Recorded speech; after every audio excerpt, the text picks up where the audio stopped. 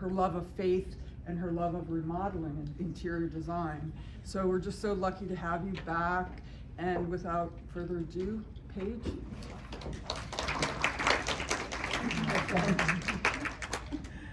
Oh my gosh. I'm not a rock star by any means, so that was a bit of hyperbole, but I'm really grateful and moved to be here. This is my third time here, I think, with this fellowship, which is, I always figure the first time is a mistake. So to be invited back is, I'm very humbled by that. For those of you that don't know, I'm a convert. I'm a former pagan New Ager who hated the church. So it is always shocking to even be in a Catholic church, let alone be speaking at a Catholic Bible study the first time I opened the Bible. I was over 40.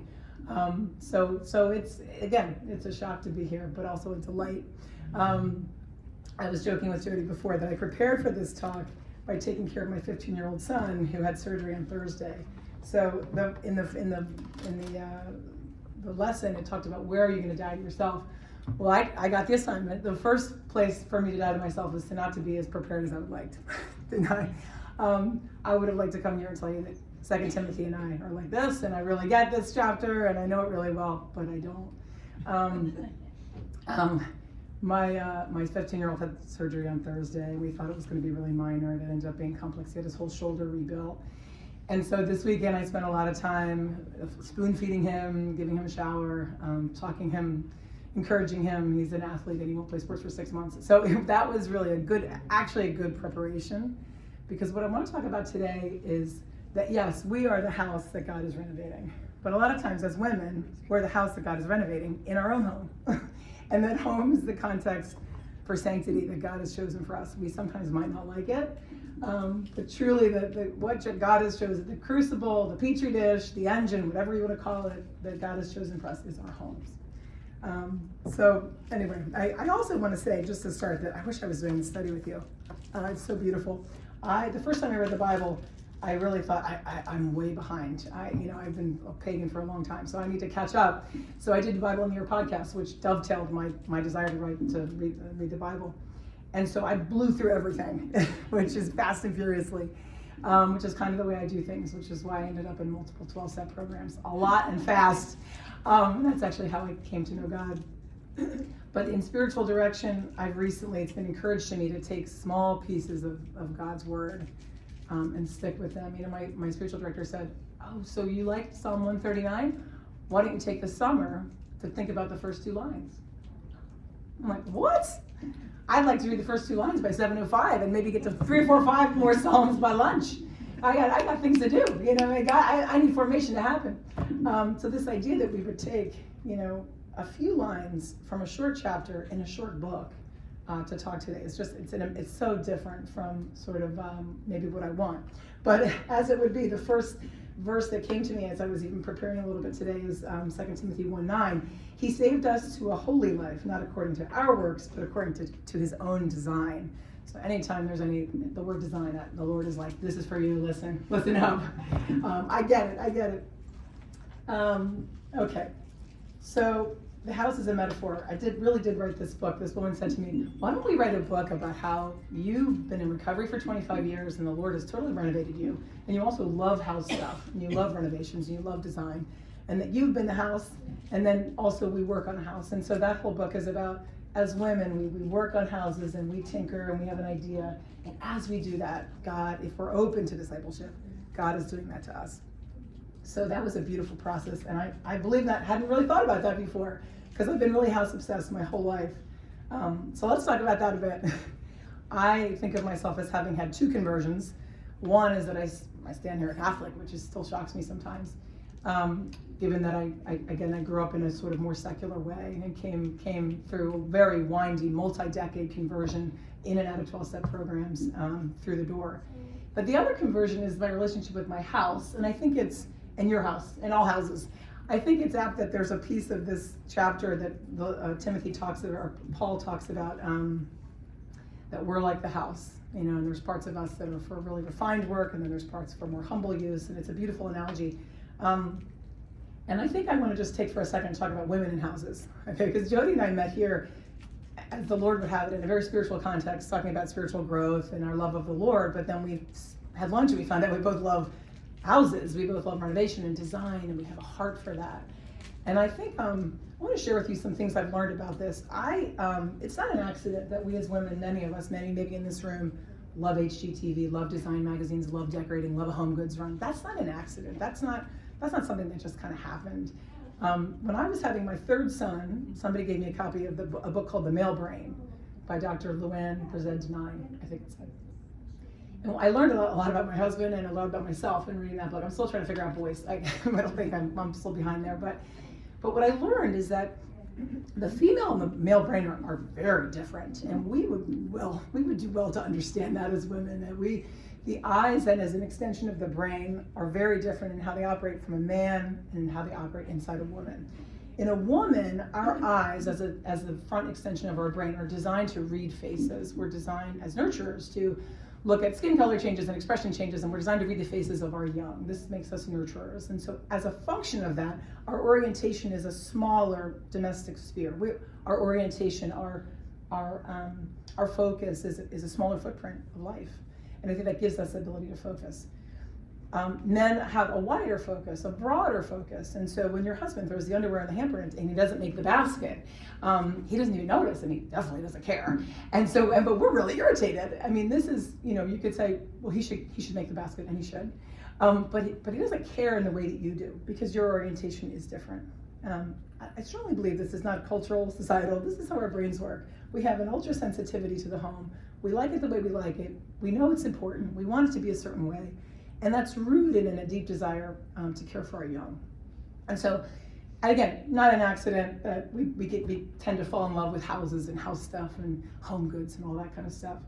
But I do think in our culture, like a lot of other things, we've gotten a little adrift about why that's there, why God would design us in that way, why he would give us such a sensitivity and a raw, even hunger for a home to be a certain way. So many of us want better home, bigger home, prettier home. I did. That's why I called Jody. So that's a natural desire, but I think sometimes we get disconnected to the why. So as I said, I wanted to be a famous interior designer. That's what I thought I was going to do for my whole life. Work in the world of interior design. Would love to be in a few magazines. Would love it. For me, interior design was it was very familiar, because it was this idea that the exterior really matters. Like if you get the exterior right, you're playing your cards well. If you look pretty on the outside, you're now eligible for love.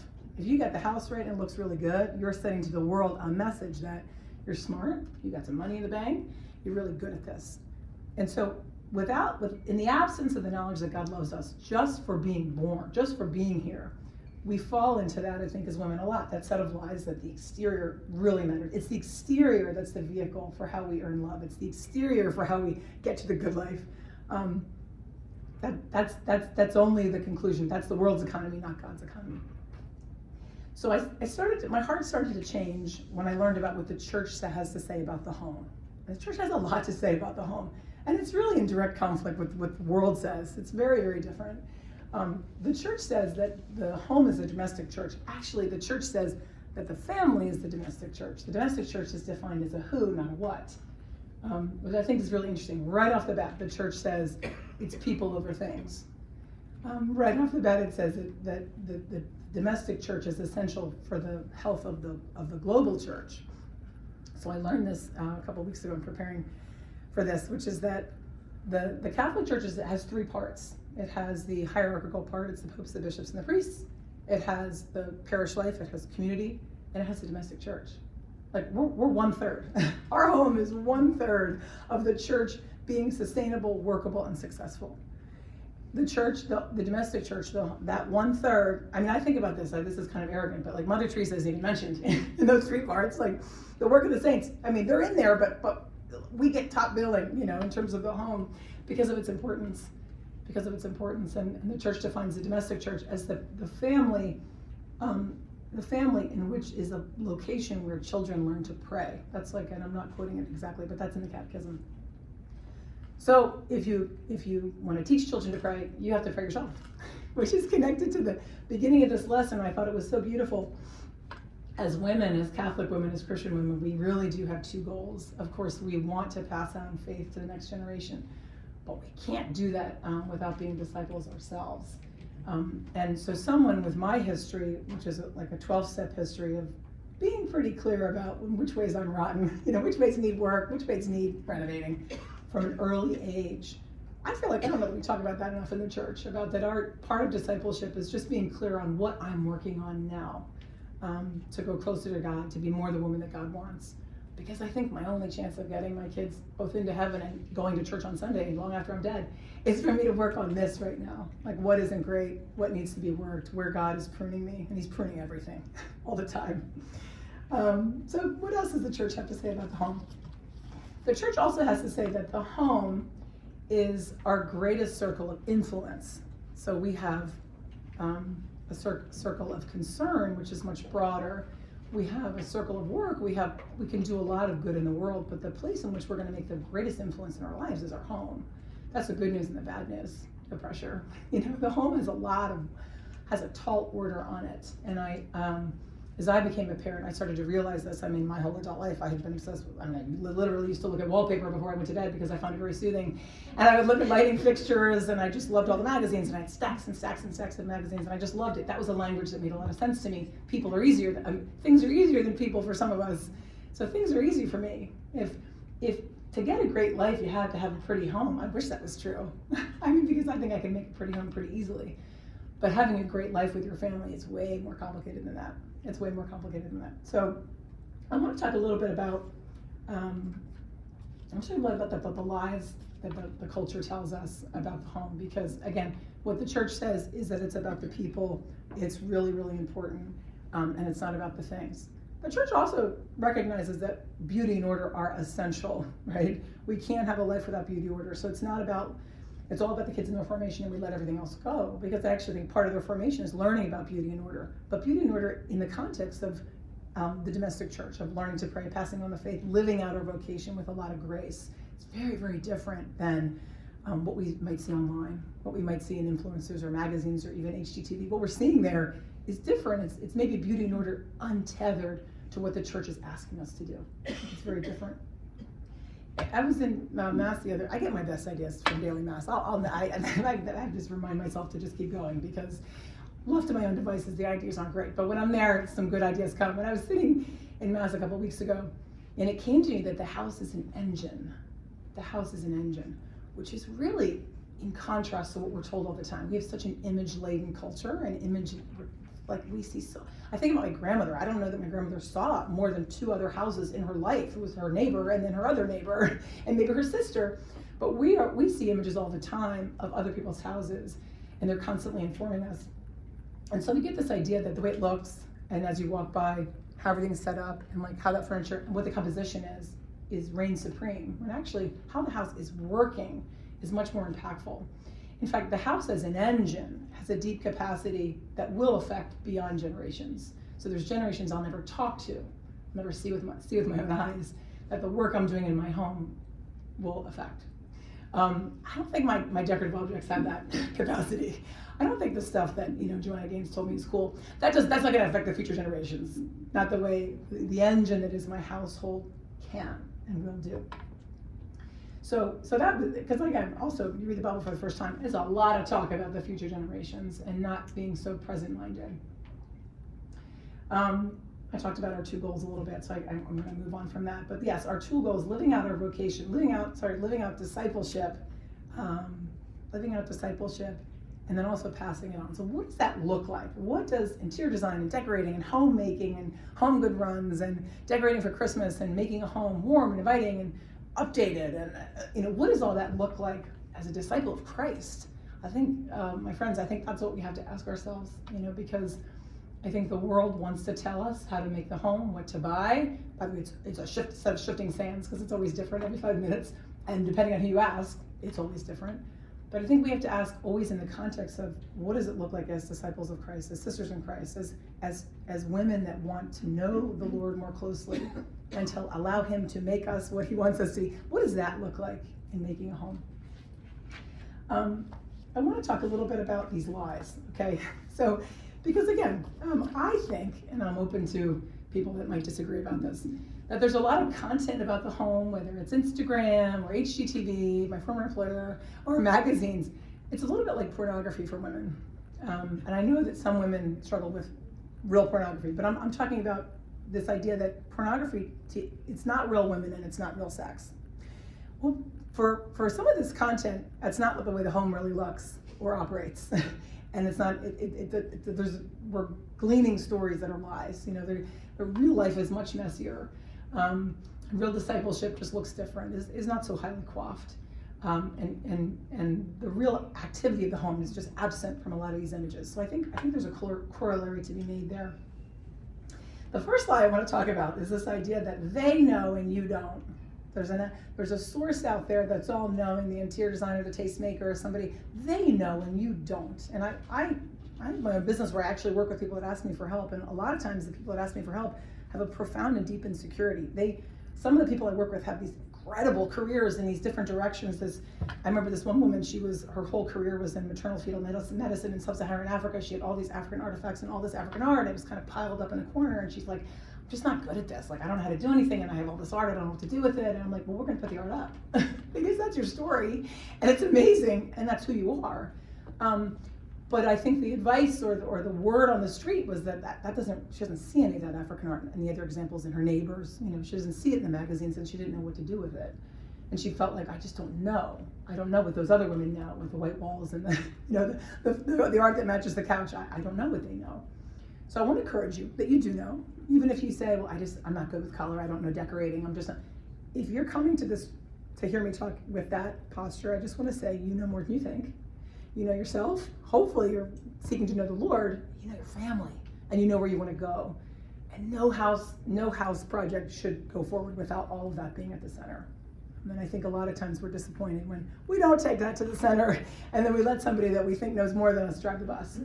I remember when Jody and I were working on my kitchen, she kept saying, what are you going to do when you come home from Costco? What is it going to look like when you come home from Costco? What does that look like? Which is such a real life question. It's like, I have 3 sons that 2 play football. I'm at Costco twice a week. So that's a real life happenstance that needed to be addressed in reality with my home. You know, that's how we really live. Another lie that we hear a lot as women, and we hear this about our bodies, and we hear this about our homes, a pretty house will make you happy and give you a great family life. Oh, I wish it was that easy. We would have perfect life, because I think, you know, prettiness is not so hard. I think that good relationships, dying to self, that stuff is way harder than putting some decorative items out. But the world tells us the ladder is really, really important. The way it looks really, really matters. A lot of women come to me and say, and if I had $1 for every time I heard this phrase, I just want a house I could be proud of. I just want a house I could be proud of. What I think that means is, I want a house that when other people see it, they think well of me. Because they're not saying, I want a family life I can be proud of. I want a legacy that I leave to my children that I can be proud of. I want to feel good about what I've done on this earth. They're saying, I want the house to look a certain way so that people regard me in a positive way. I just think we need to rewind the tape and think a little bit more about what the house is for. There's nothing wrong with desiring beauty and wanting a place that you feel good in, of course. But I think if we back the tape up, let the world give them less votes and less of an influence over us, I think we'll find the answers actually will come more easily. And anybody wants to challenge me on that, I'm up for that debate. The other lie is that your house says a lot about you, that your house is saying something. Your house is saying where you are in life. The house is saying your style. The house is a statement about you. I don't care for this at all. I think it's a lie, and I think it's dangerous. A while ago, I had a little Post-it on my computer, and the Post-it said, this makes me cry, what does the house say to Nico? Nico is my now 7th grader. When he was in 5th grade, I don't know whether it was a long COVID, I don't know what it was, but he had a really terrible year. He never wanted to go to school. Every single day he would walk in, and with the weight of the world, walk in, and I would say, how are you? And he goes, my friends are jerks. And I got yelled at again. He just was so heavy and weighed down. And so it came to me that when anybody's going through that, but when especially a child is going through some hard season that was long, it's a whole year, home is everything. Being finally home is everything. It was finally the respite, the release, the comfort, the sense of belonging. And so my note to myself was what is the house saying to Nico? What is it saying to him? Because I had thought a lot about, what is the house saying to the woman walking by on her walk? Does it have good curb appeal? What is the house saying to the person on Instagram that I share my house with? Am I getting likes and comments? Like, what is the fruit of that? There is none. There is none. But what is the house saying to Nico? How am I responding to the people actually coming in, actually using the house, the actual consumer of this house as a place of respite? What is it saying to him? And it totally changed my perspective. We actually have a front door. Actually, Jody fixed that for us too. It looks beautiful. Our front door was not a great place for the kids to come in because nowhere to put what is now size 14 cleats and jackets and helmets and all that kind of stuff. So we now have the kids come through the basement. And that's also like our mudroom. We have a really small basement. And it occurred to me, like, what is that like? Because the ladies on their walk, they're gonna love my wreath. Like, that front door looks amazing. Actually, Jody's team, it looks gorgeous, it looks perfect. But what about the side entrance for the kids coming in every single day? What does that look like? And it's a very different perspective and thought process about how am I using beauty and order and delight for the people actually coming in. It's different. They're not wowed by my wreath collection quite in the same way. And I joke around that one of my greatest influencers in this latter part of my work of the home is Sally Clarkson. I don't know if you're familiar with her, but she wrote a book called The Life-Giving Home, which I highly recommend if you think you don't know what to do in your home. All the answers are in there. And she talked about how in her front door, she would put a little wreath on the front door, and she would, whoever was arriving, the wreath had a little chalkboard in the middle, and it would say like, "Welcome, Poppy," or like "Happy Friday," or whatever. And I read that thinking, that sounds so ugly. That's not something I want. I don't want chalkboard wreaths. Like, that's not my thing. But the spirit of it is that I'm speaking to my child walking through the door.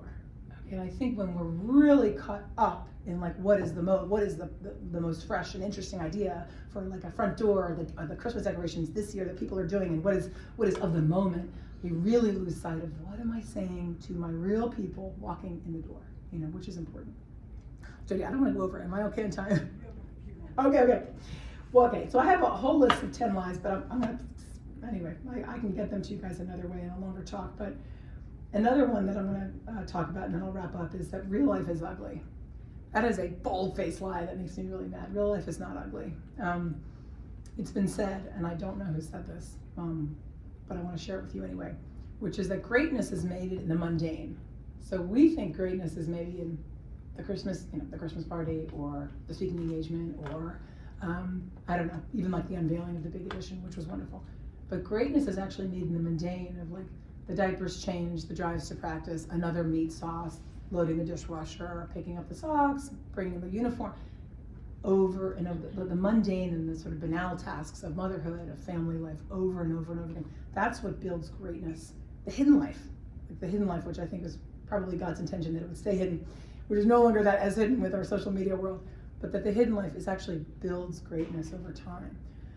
But if you look at catalogs and a lot of the content, it's been stripped of reality. There are no cords or mail or half drinking coffee cups. I think the organizer mafia, so he's telling us to put stuff away. I'm like, I want to drink this. Don't tell me to put it away. I want it left out. I want a cup of water here. I want a cup of coffee there. Okay, I want a little bowl of nuts. I want my stuff out. That's just how I like it.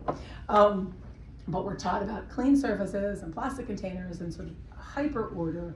I think family life is messy. And that real life is a part of that, and for some of us it requires a lot of dying to self. I have a couple more to think, but I just think to wrap up, I say that for women, sometimes dying to ourself could be like has profound spiritual fruit.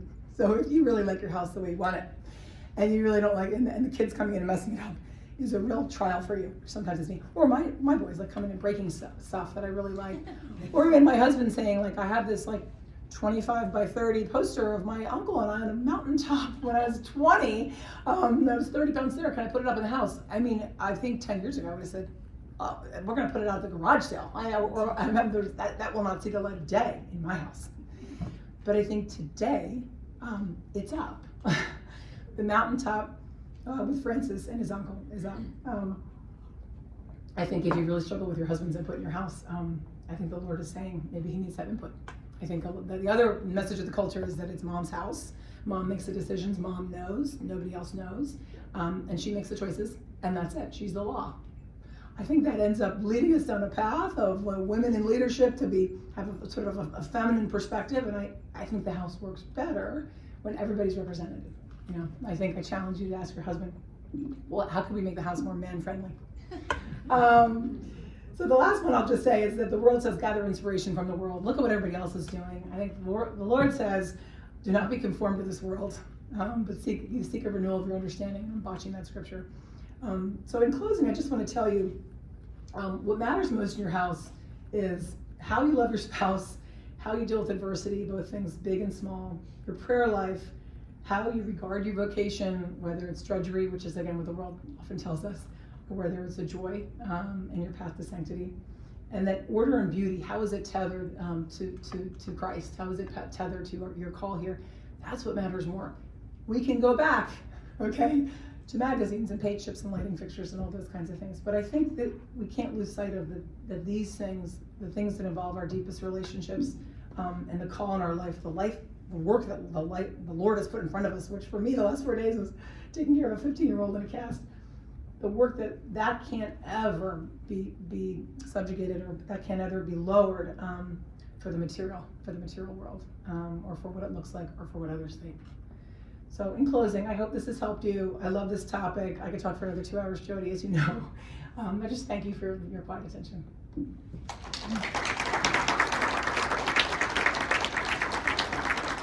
Didn't even need this.